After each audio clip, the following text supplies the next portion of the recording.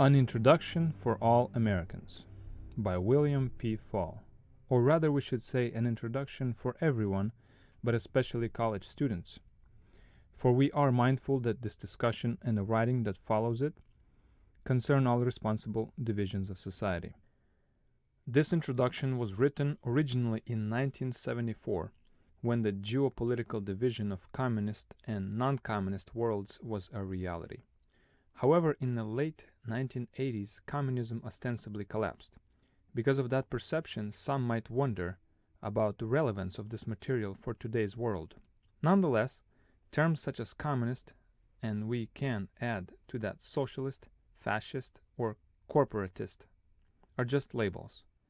Looking beyond labels, the question which never loses relevance is this: will governments be restricted to specific and limited powers, which protect rights, or will they centralize power into the hands of a few and dominate every facet of people's lives, regardless of what they're called? Communism consists of ideologies which are completely contrary to those of our Christian civilization. Just such a principle as the end justifies the means is sufficient to illustrate that point. It is by this principle that the communists rationalize without any qualms of conscience every inhumane and perverse act of cruelty imaginable. Religion, for example, is proclaimed as a major enemy of the New World Order. In Marx's words, it is the opiate of the people, and so it must be destroyed. For this reason, the communists in Vietnam drove chopsticks into the ears of small boys to prevent these youngsters from hearing the evil words of the Lord's Prayer. In quotes. In Angola, they crucified women. In Spain, they herded congregations into churches where they were burned alive. Their vitriolic hatred of anything and everything religious was so intense, in fact, that they actually brought firing squads into Spanish Catholic churches to execute the Holy Eucharist. Accounts of equally gruesome atrocities have been recorded in large numbers wherever the communists have, in quotes, liberated the oppressed masses, in quotes. All told, they have deliberately exterminated more than 100 million human beings as expedient to the success and for the overall gain of the communist system. In every instance, their excuse was that the end justifies the means. The questions that now arise are these: will we suffer the same fate of becoming mere statistics in a systematic extermination? Is communism inevitable, as every advocate since Marx has claimed? Or, on the other hand, is it possible that modern communists can be persuaded to accept coexistence with a free world?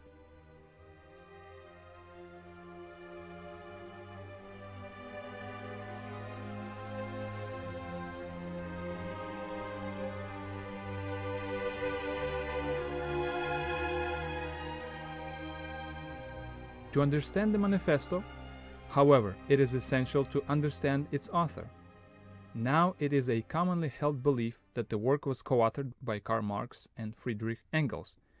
But essentially all the reader needs to know about Engels for the present is that he was totally subservient to Marx. He himself claimed no originality or creative ideas, but instead credited all his knowledge to Marx's genius. While it is true that Engels roughed out what for all intents and purposes was the first draft of the manifesto under the title of Foundations, the points he outlined in the composition were merely an incomplete summary of concepts which he had absorbed from Marx. He then turned the project over to his mentor, who completely rewrote and greatly expanded what had been done. Engels, who was the better writer of the two, nonetheless offered little more than occasional editorial advice to his master, no doubt because he was thoroughly intimidated by the domineering Prussian. It can be said correctly, therefore, that the Communist Manifesto had but one author. So let's turn to the man who is called, although with gross exaggeration, the father of communism.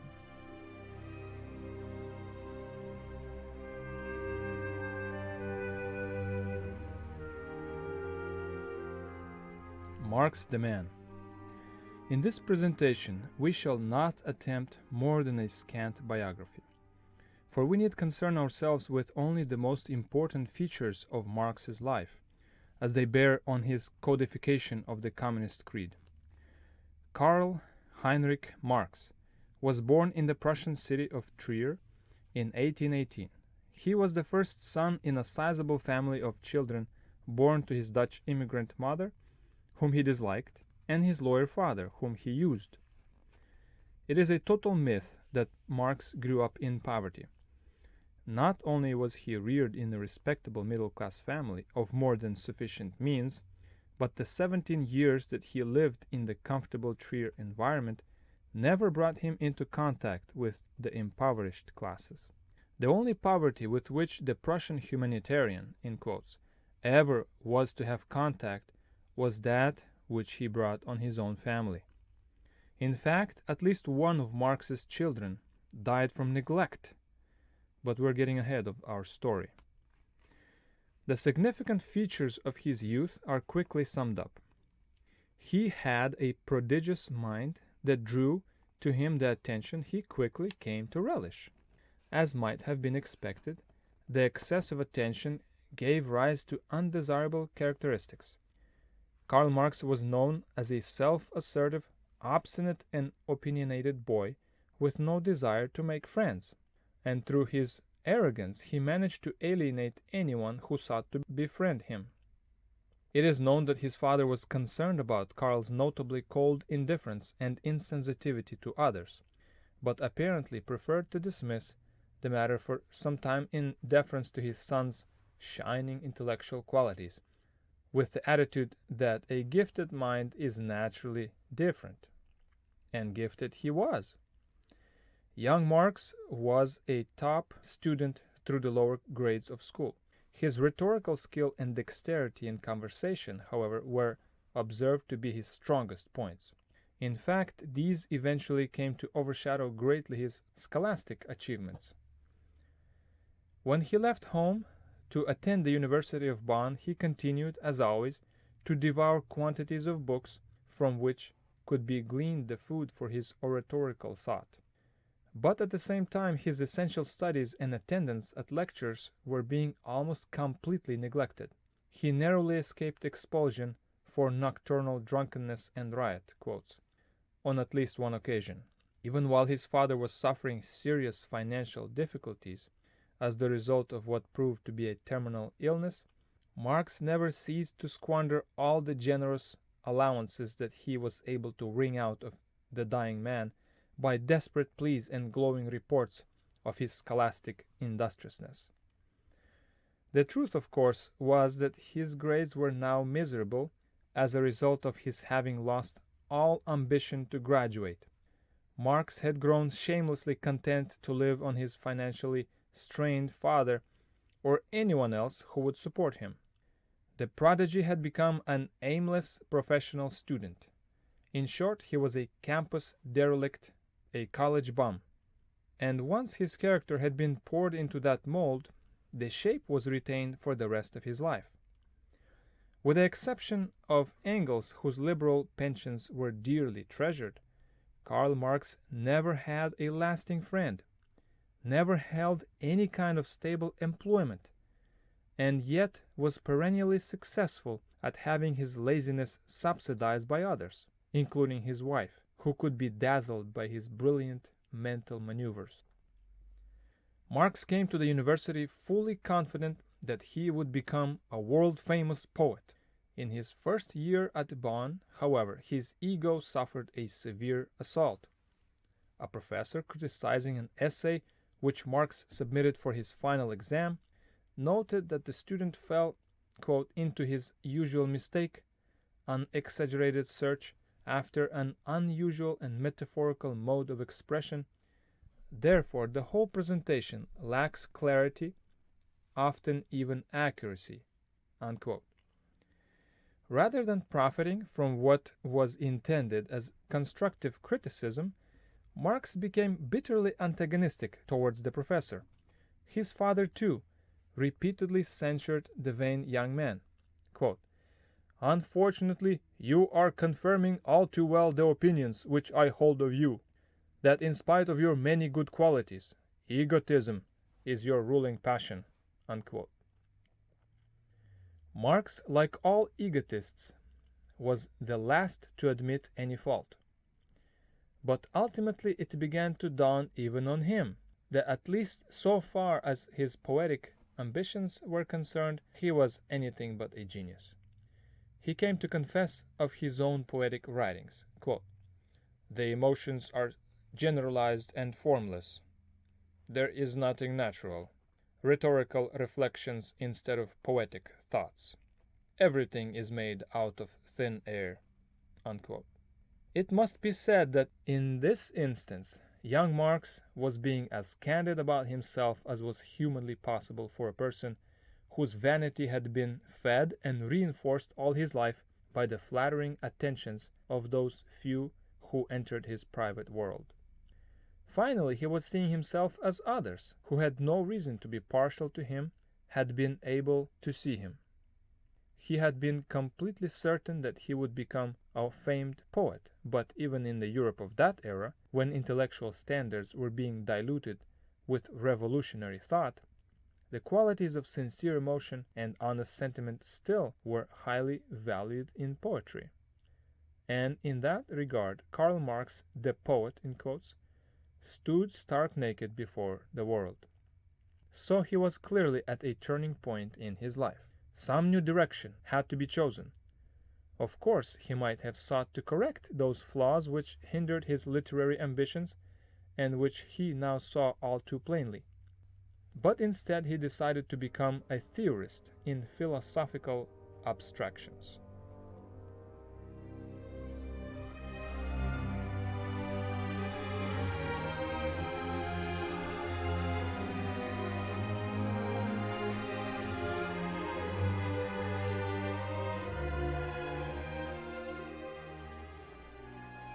Marx the philosopher.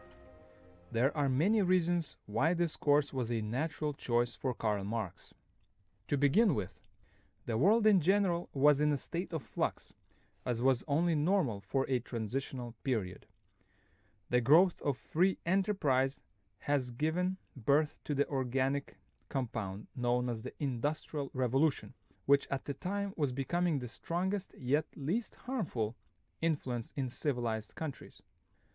Although social adjustment to the development of industry still had a lot of perfecting ahead of it, lifestyles everywhere were to a greater or lesser degree changing for the better. The age of absolute monarchy already had begun to give way to a new age of individual freedom. Essentially, civilization was maturing, and its occasional growing pains were being felt in the form of temporary and minor dislocations. Of course, other, less beneficial forces had long been at play. Among these was the wave of intellectual license rising throughout Europe, especially in Prussia, which took advantage of the confusion of this dawning new era. Philosophers seeking to, quote, "find for the multiplicity of things one single, total, all-inclusive explanation," unquote, had for many years been becoming more and more fashionable. And now a fleet of self-proclaimed philosophers came riding in on the crest of this wave of free thought. Each one was seeking a place in history, at least as the inventor of some, quote, "system" that supposedly was needed to bring about order, and at best as the intellectual figure of power who would run such a system. To meddle by means of an imposed system with the natural process of socio-political economic maturation then underway was the worst thing that could have been done. But these sophomoric, quote, "philosophers," like modern-day bureaucrats, found the logic of a natural process much too simple.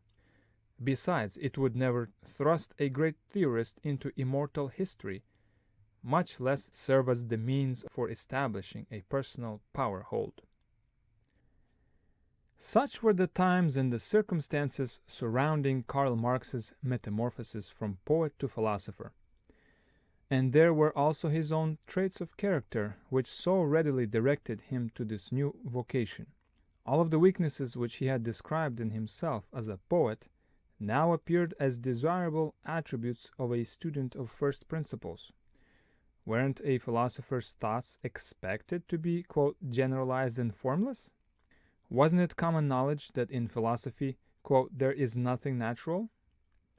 Weren't, quote, rhetorical reflections instead of poetic thoughts, unquote, the philosopher's natural mode of expression?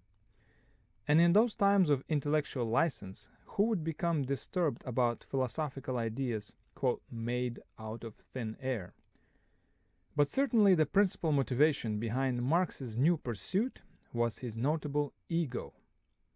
Like his fellow philosophers, he was hungry for recognition, only perhaps more so, and he had better qualifications in this field for achieving it. Marx left Bonn to attend the University of Berlin.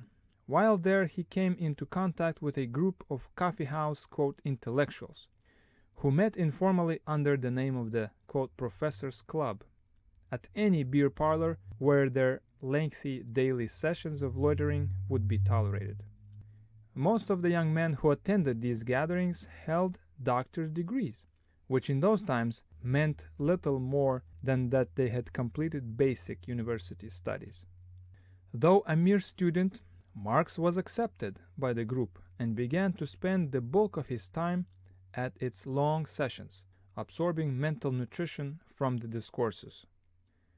For some time he remained a silent attendant, leaving the older wonders to expound their marvelous theories. None were very original. The common practice was to parade before the group the ideas of such, quote, free-thinking intellectuals as Rousseau, Frederick II, Voltaire, D'Alembert, Strauss, Feuerbach, and above all, Hegel. Then the young, quote, professors would amateurishly compete at amplifying, improving, extending, and combining the ideas of these like-minded philosophers, each hoping that he would discover some new force in the universe, devise some new system of order, and thereby attain greater fame than the heroes from whom he had pilfered his component thoughts. Marx's method, when he finally emerged as a participant in these discourses, was no different. He merely employed it much more effectively, for he had sat on the sidelines long enough to ingest the fundamentals of the favored philosophies, and to select carefully from these the best patches of theories which could be stitched together into a colorful quilt with his own threads of intellectual audacity. But what made Marx so distinguished in this approach was the way he had of making his thin threads of stitching more prominent than all the pieces of cloth in the incomplete quilt. And this he was able to do by eloquently and arrogantly defaming the weaknesses in the rejected remnants of the philosophies which he had used.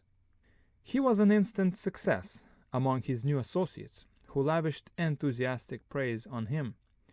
Of course it was in such praise, something he had sorely missed as a, quote, poet, that his ego thrived. So he was emboldened to propound still more daring innovations, which earned him even greater attention. Even the more prestigious visionaries connected with the group now began to take notice of Marx's talents, seeing in him many possibilities for advancing their own plans. It was these men, in fact, who prodded him into finally getting his doctor's degree in order to establish his own credentials of prestige. Realizing that he had grown lazy about studies, they recommended that he apply to the University of Jena, an institution notoriously so lax that a degree could be obtained by correspondence. So Marx simply mailed his dissertation to the school, and his degree was promptly sent to him by return mail. And now Dr. Marx was ready to be introduced formally to some of the most important figures on Europe's revolutionary scene, who would guide him into the radical movement, teach him the philosophy of communism, and support him as a promising apprentice. It seems odd at first that someone as domineering, opinionated, and obstinate as Marx would allow himself to be led virtually by the nose into a part of the movement he had once found completely repulsive. But two facts explain this. First, the impresarios knew full well that Marx was an irrepressible egotist. In fact, they used his self-esteem to their advantage. By continually heaping flattery on the neophyte, they successfully kept him blind to the realization that his rise through their higher ranks actually was being guided by skilled masters. And second, Marx himself was seeing more and more how great were the opportunities for personal power in the radical movement.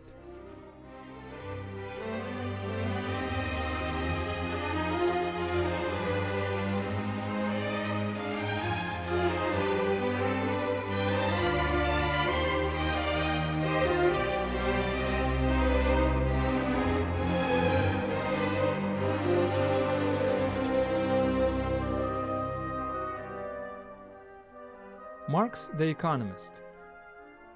Now it may appear that we have gone far astray from the subject of this introduction by presenting so much biographical background. Be assured, however, that this is all highly pertinent to the discussion of the Manifesto in particular and of communism in general.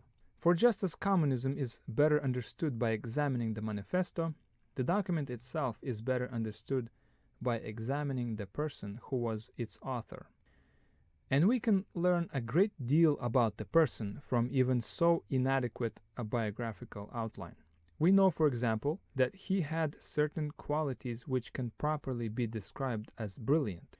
But we also know that these were contrasted sharply with faults of character that stood out as vast chasms in the total makeup of his intellect and constituted the dominant factor in his pursuits. When Marx fell into philosophy, more out of desperation than from inclination, he had no real ideological predisposition of his own making. He came into this realm bringing with him only a fair knowledge of those philosophies to which he had been most exposed, and which he tended to accept almost indifferently. The circumstances of time and place that shaped his early life had dictated that his greatest exposure be to Hegel's philosophy. Marx therefore became a Hegelian. At first, philosophy for Marx was no more than another road to the recognition he had been unable to reach through poetry. Later, he saw it as offering an opportunity to achieve an even more desirable end, power. He began to apply all the brilliant talents of his resourceful mind to the task of gaining that end. Marx was not motivated by compassion for the, quote, oppressed workers, whose cause his ideas were supposed to champion. He had never known any workers until he visited a meeting of the Communist League in London, where labor class attendance was patronized and encouraged, more as window dressing than anything else. And by then he already had long been involved with the movement. Workers, you see, were beneath the intellectual class of socialist philosophers like Marx. Despite his flaming orations on the principles of democracy, he fought tooth and nail against holding elections after the Paris uprisings in 1848. Better to have communist visionaries decide who should rule rather than the ignorant masses. And once, when his wife naively beamed over his noble concern for the poor, he quickly corrected her by pointing out that his interest in socialism had nothing to do with such silly, romantic, and sentimental notions. Marx detested sentimentality. All that was important was thrilling intellectuality of his philosophy.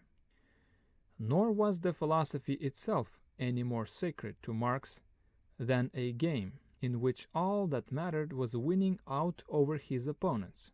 Again, by any and all means necessary to achieve this end. His opponents, however, were not the faceless, quote, bourgeois capitalists, whom he railed against publicly. Marx was determined to hold absolute rule over the movement by systematically discrediting, destroying, and banishing every socialist of established position who might stand in his way. For this reason, he even was willing on many occasions to twist his philosophical arguments around completely backwards, just to humiliate some leading socialist who had espoused the same ideas. In this connection, Engels in later years spent most of his time serving as Marx's henchman, digging up, or if necessary, fabricating any bit of information that could be used to discredit these unsuspecting individuals. In fact, it was by such tactics that Engels managed to get the assignment of writing the manifesto.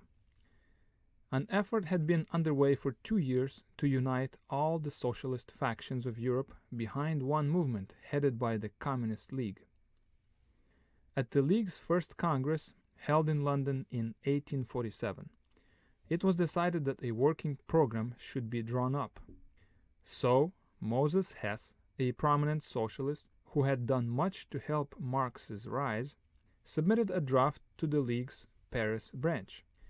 Engels, when he learned of it, immediately went to work on undercutting and discrediting Hess, which he did so thoroughly that the League rejected Hess's draft and assigned the job to Marx and himself. This then was the real nature of events and causes behind the Marxian philosophy. Always the bold new idea was tailored to fit one privately envisioned end, the personal power and glorification of Karl Marx. And the more his power and glory increased within the developing revolutionary force, the more the philosophy had to be altered. For example, in the early days it was Marx, the daring intellectual, who, proclaiming the inevitability of socialism, snobbishly sneered at radical thugs for their distasteful and unnecessary use of violence. But later it was Marx the communist who, nearing a position of power, agreed and even argued that militant force was essential. The only explanation for the difference in principles was the difference in how near the man thought he was to becoming the dominant figure in the revolutionary movement.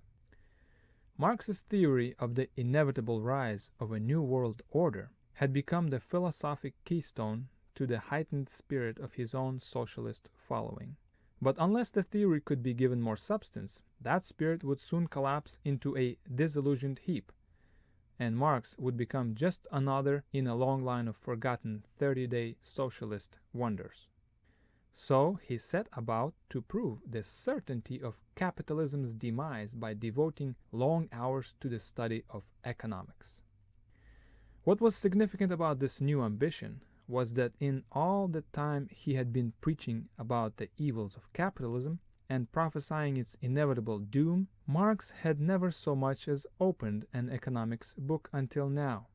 For years, he had been designing an economic system for the socialist paradise without ever having read even a primer on the science.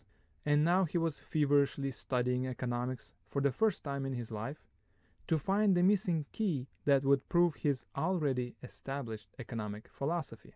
Of course, Marx was completely confident that he would do it. In fact, upon starting out on this voyage, he characteristically began boasting that he soon would publish a revelation that would shake the world. He even accepted an advance fee from a publisher for the rights to his unwritten manuscript.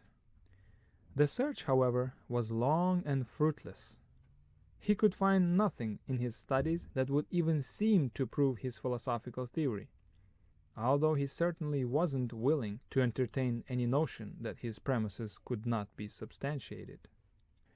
Then, at long last, he came to the conclusion that the search was unnecessary. He had already made his great discovery without even realizing it. He mistakenly had been looking in economics for the hidden key, not at it. But now he realized what he had been searching for. The great, mysteriously elusive, all-powerful force which determined the inevitable downfall of the existing economic system was economics itself. In other words, Marx had, quote, discovered that economics makes the world go round, or more precisely, that it is the central motivating factor in human behavior. Earth-shaking? Hardly. Rather, this only exposed Marxism for the pious fraud that it was. Marx's destination was fame and power, and he took whatever routes would get him there. Whenever convenient, he took shortcuts that might save him the time and trouble of traveling the orthodox road. Marx was no more a true economist, which was the title he now claimed, than he was a true poet or a true philosopher. He was simply brilliantly clever at synthesizing selected ideas in such a way that they would produce the conclusion he desired. And with that much exploration of Karl Marx, we now can proceed to examine the product of his designs.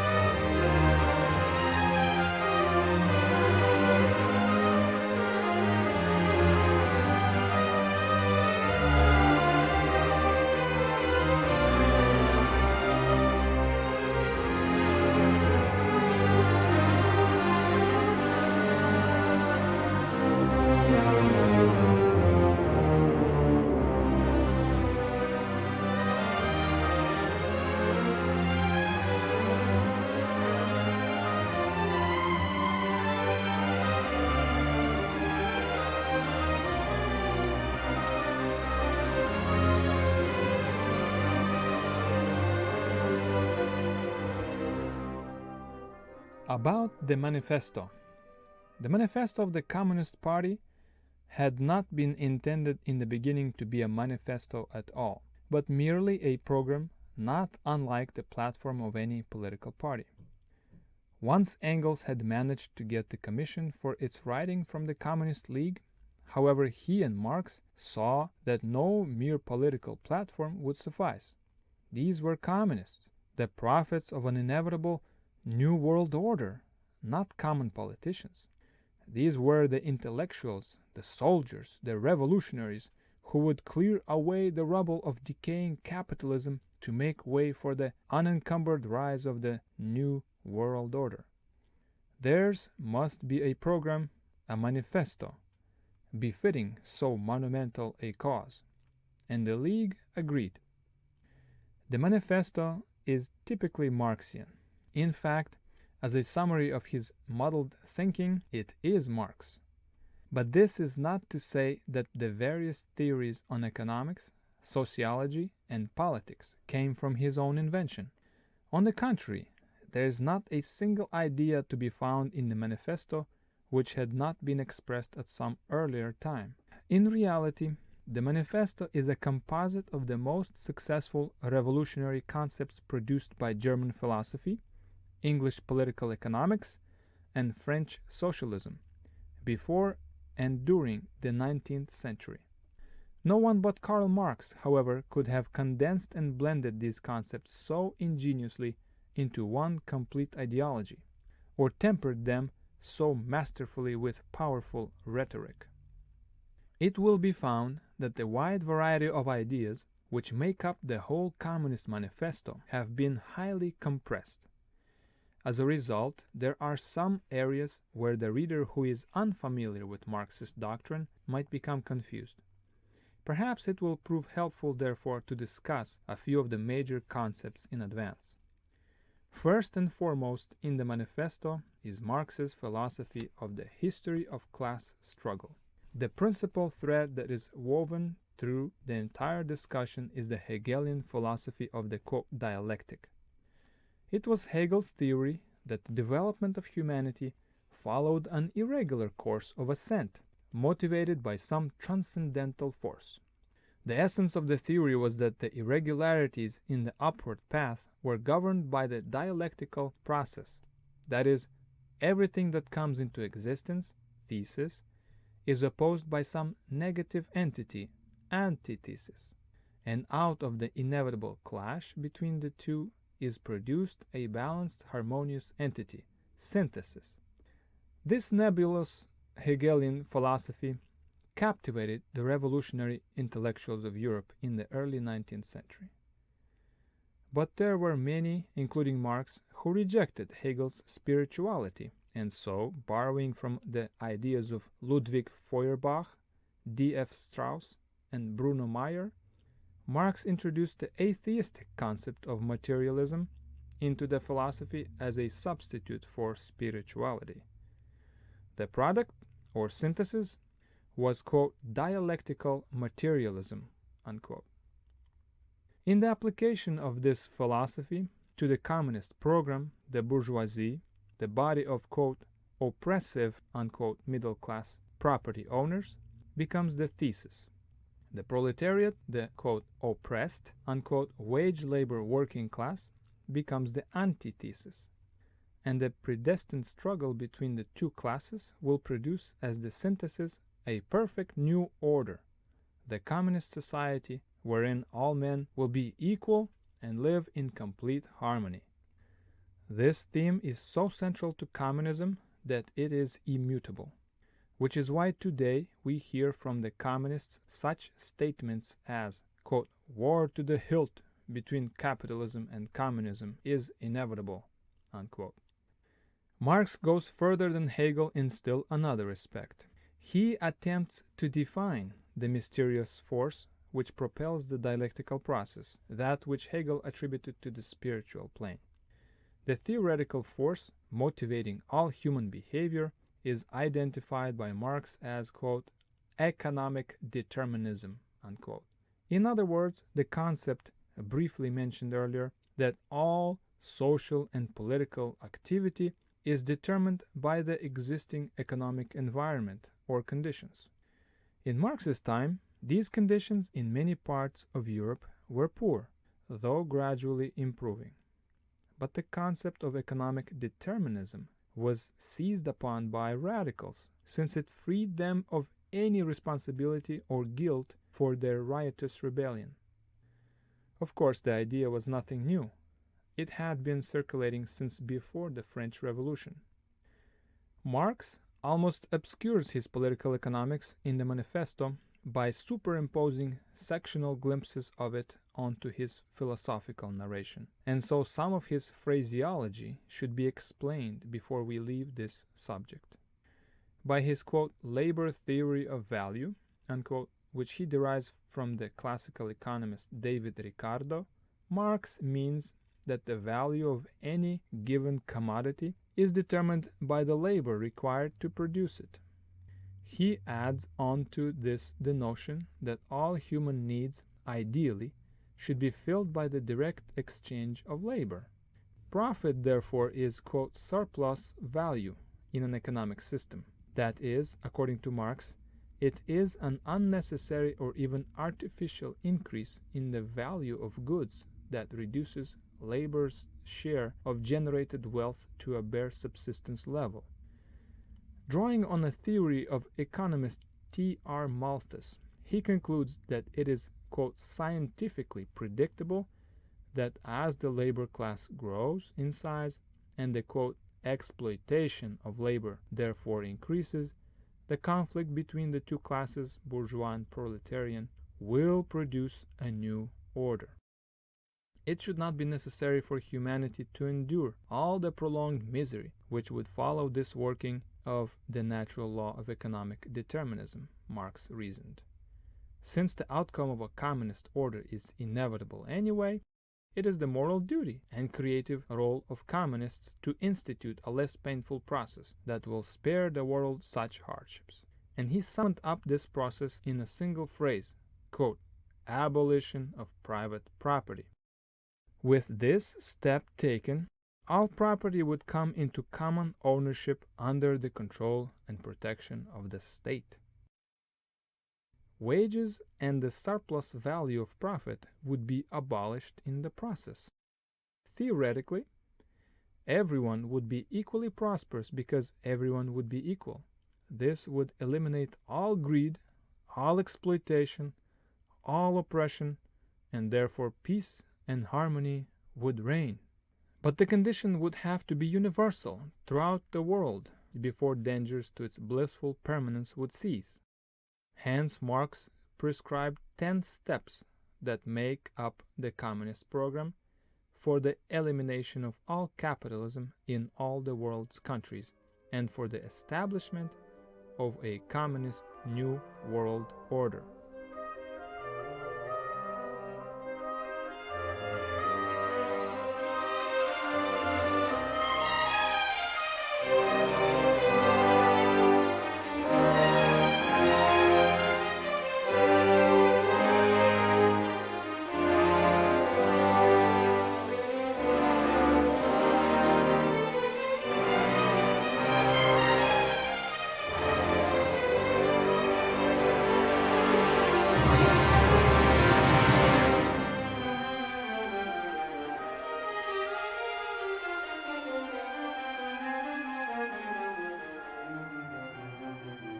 A final thought.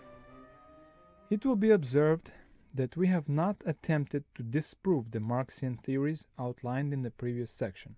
Of course, this is not because we are hesitant to meet any such challenge, but rather because there already are scores of scholarly books which amply fill the need of the interested student, and there is really nothing we could add on that level. Our main purpose in presenting the Communist Manifesto is to acquaint the reader sufficiently with communist doctrine and aims so that he will be able to recognize them under their many disguises. In the all-out struggle against communism, there is little point in arguing against its intellectual, philosophical, economic, political, or sociological positions. To do so would be to assume that the theories embodied in the manifesto were arrived at through honest search for truth, and it would presuppose that an honest demonstration of the fallacies of these theories would be enough to dissuade the communists from their avowed aims. But nobody knows more certainly than the communist masters themselves that neither of these assumptions is true. We have shown that Marx invariably would establish his conclusions first and then would develop the concepts of, quote, scientific processes by which he claimed to have reached the conclusions. In other words, he painted his house before it was built. Right away, this fact rules out any possibility of intellectual honesty on Marx's part. The truth is that his single objective was to devise a philosophy, a system of political economics, and a program for revolution that would serve as the means for establishing a power base for communism, with a pinnacle of prestige and power for himself. And the manifesto was the remarkably clever summary of those means. But we have also pointed out that all of the revolutionary ideas of philosophy, political economics, and socialism, known today as Marxism, already had been in white currency for some time before Marx so brilliantly interwove them for his own battle flag, which immediately indicates that there were others before him who sought the same end of personal power by means of the same revolutionary concepts. This probability takes on greater weight from the fact that Marx did not write the communist program on his own initiative, but instead was commissioned to do so by the Communist League. The League itself could be traced back many years under various names as a secret and subversive society. There is also the fact that on January 26, 1848, the League sternly insisted that Marx have his manuscript completed and turned in by the 1st of February. There is the further fact that the Paris uprising erupted on that same month of February, and that a series of other revolutionary shock waves in Italy, Austria, and Germany all struck at about the same time. And against the presumption that it was Marx's personal prestige and magnetic leadership in the revolutionary movement that motivated this contagion of communist terror, There is the fact that his name did not begin to appear on the manifesto until after 24 years of publication. All of these and other facts are far too conspicuous to be without any bearing on or relation to one another. Consider, for example, that mob riots, particularly of the proportions of those which occurred in 1848, do not simply happen. And they certainly do not burst into full bloom spontaneously and simultaneously in several separate countries. Riots have to be incited. Moreover, revolution spanning the breadth of an entire continent is highly unlikely without thorough planning, exact timing, skillful execution, and close coordination. So it hardly could be by sheer coincidence that certain revolutionary figures had been flitting from one European hotspot to another at this time. Nor can the fact be discounted that predictions of violent uprisings in almost every country in Europe were being heard prior to the Paris outbreak. Without any question, this whole series of communist insurrections in 1848 had been orchestrated. And there are other facts to be considered. Marx's having been ordered to complete the manifesto just in time for the uprisings makes it obvious that the Communist League at least knew full well what was to occur if in fact it was not itself the force directing these events. It is also obvious that Marx himself was not the leader of this force, though he certainly was aiming for such a position.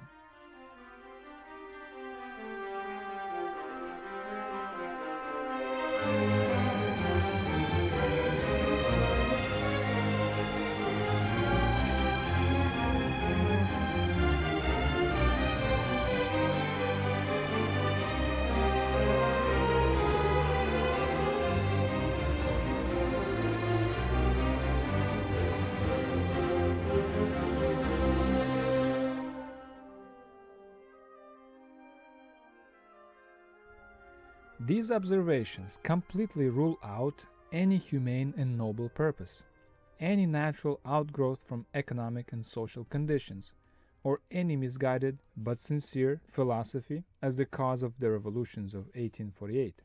Each of those revolutions was conspiratorially planned and led, as had been the French Revolution of 1789, by the same continuing force. Nor is it merely conjecture that the characters who directed the revolutionary turbulence of 1848 were part of a single powerfully organized, self-perpetuating conspiracy. On the contrary, so much hard evidence concerning this conspiracy had come to light in earlier years as to leave absolutely no doubt about its continuing unity of purpose. And before the mid-19th century, there had been enough authoritative books written about this evil league to provide us today with an accurate knowledge of its workings. We know, for example, that the conspiracy was founded formally in Bavaria in 1776 by Adam Weishaupt. We know that its aims were to abolish all religion and destroy all existing forms of government, to tear asunder all traditional institutions of society, and to erect on top of the ruins a novus ordo seclorum, a new world order, over which the princes of the conspiracy, then called the Order of the Illuminati, would hold absolute rule. We know that, as a means to this end, the conspiracy sought to replace divinity with reason, intellectualism, and religion with the worship of nature, materialism. We know that it devised a philosophy whereby the new world order would seem inevitable. And we know that it promised universal equality under this order as the foundation for an eternally peaceful and prosperous society. The striking similarity between the doctrines of communism and Illuminism is conspicuously obvious to anyone. And the similarity does not end there. One need only read Professor John Robinson's Proof of a Conspiracy, Western Islands, 1967, to see quite plainly that the Communist Manifesto is a direct extension of the diabolical scheme set into motion by Weishaupt in 1776. In fact, by examining the Illuminati's secret documents, which were uncovered by the Bavarian authorities and which have been quoted extensively in Robeson's book, the reader will recognize Karl Marx as being exactly the type of character prescribed by Weishaupt for use by, and even possible acceptance into, the inner circle of this great conspiracy. We hope that the serious student will go on to read Proofs of a Conspiracy in order to comprehend better the origins of communism. But the first essential need is to understand the conspiratorial nature and aims of communism itself as a determined worldwide menace.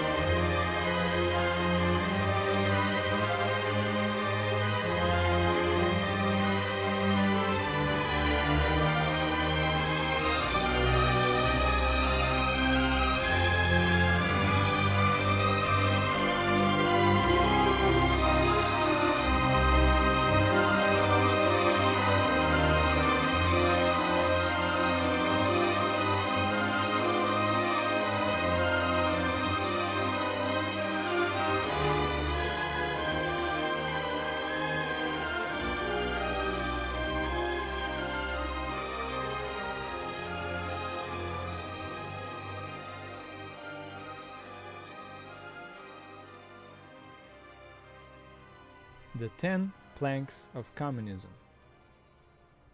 1. Abolition of property in land and application of all rents of land to public purposes. 2. A heavy, progressive, or graduated income tax. 3. Abolition of all right of inheritance. 4. Confiscation of the property of all immigrants and rebels. 5. Centralization of credit in the hands of the state by means of a national bank with state capital and an exclusive monopoly. 6. Centralization of the means of communication and transport in the hands of the state. 7. Extension of factories and instruments of production owned by the state, the bringing into cultivation of wastelands, and the improvement of the soil generally in accordance with a common plan. 8. Equal liability of all to labor. Establishment of industrial armies, especially for agriculture. 9. Combination of agriculture with manufacturing industries. Gradual abolition of the distinction between town and country by a more equable distribution of population over the country. 10. Free education for all children in public schools. Abolition of children's factory labor in its present form. Combination of education with industrial production, etc., etc.